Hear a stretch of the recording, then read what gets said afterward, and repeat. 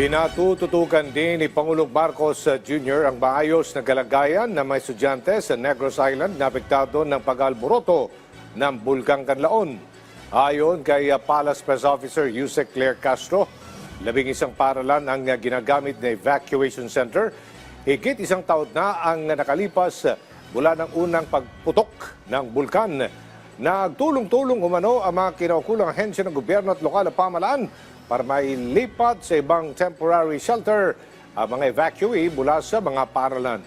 Idinagdag pa ng opisyal, nilinisan at inayos na ang mga nagamit na eskwelahan para sa pagbabalik ng mga mag-aaral nito.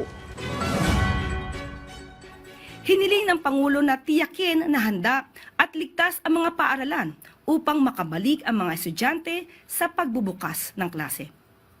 Bilang tugon, nagkaisa ang Office of Civil Defense, Department of Education, DSWD at mga lokal na pamahalaan para mabilis na mailipat ang mga evacuees sa tented shelters at mas angkop na pansamantalang tirahan.